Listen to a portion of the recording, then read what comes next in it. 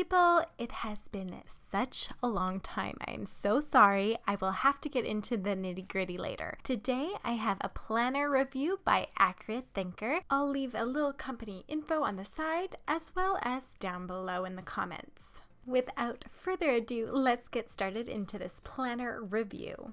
Let's talk about packaging. Let's just say it could do with a little bit of love. And yes, I did mention it to the company. It's just plain old cardboard and it's glued together and it's falling apart. To be honest, it didn't really do a great job of protecting the planner itself either. So I did, like I said, mention it to the company and they said that they'd keep that in mind for the future. But just to let you guys know, the packaging is not the greatest. However, the planner makes up for it.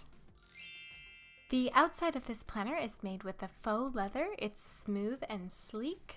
The company name is embossed at the front, and if you can see, it has Accurate Thinker and then a brain and a letter A. At the side of the planner, you have one elasticized pen loop, and it's a good size. At the top you have 3 ribbons and they're meant to be bookmarks for 3 sections in your planner, and I'll go ahead and tell you more about them later.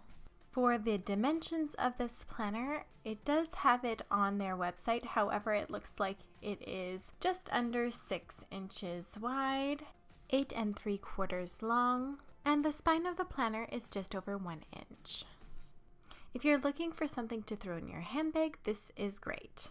On the inside of this planner is one secretarial pocket, and honestly, it's not very thick. The paper is probably about the same thickness as a scrapbooking page. And just to give you some comparison, this is a Christmas card from Costco, and it just fits in the front. So you could put a few little bills in there or invitations, but that's about it. On the back side of a planner, you have a little mini accordion file style pocket, and it is quite petite. You could probably cut up a sheet of stickers and throw it in the back there, or you could put a few bills in as well.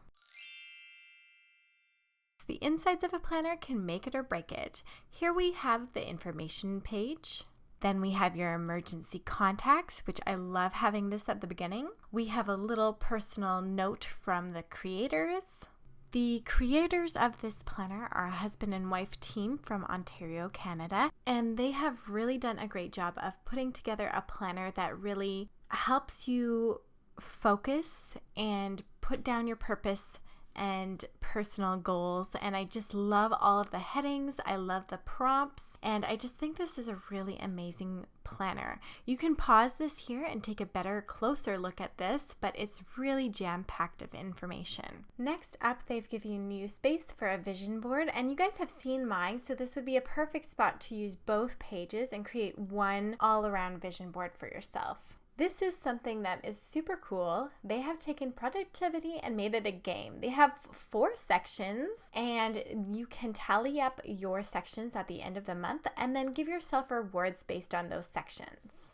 On the following pages, you have 3 goal setting pages. Yes, I'm saying pages a lot. Bear with me, I'm sorry. On these pages, you have 3 sections to put goals on. Underneath those sections, you have break it down so you can write individual tasks and check them off as you go. You could also set dates for those tasks. I know setting dates really helps me get things done. Next, we have the monthly view, and in front of each main section is a little explanation of what you do on this page. Some of those things include a monthly recommended reading list, your rate for each month, your monthly focus, and this is what the monthly sheet looks like. As you can see, you can pick the month and then you can write down a quote, monthly dates, projects, notes. You've got book recommendations, and you have a blank space. I really love how open-ended this planner is, but gives you direction as well. At the end of every month, you have a monthly reflection and room for notes. Of course, there are 6 months to this planner, so I don't know if I mentioned that before, but this is a 6-month planner. Because it is only 6 months, it gives you enough pages to really look at your priorities in detail and plan out your month as well as week and day. So I'm going to take this first ribbon and mark the monthly spot. The next major section in this planner is the weekly view. So while I'm here, I'm just going to take one of the ribbons and hold its place.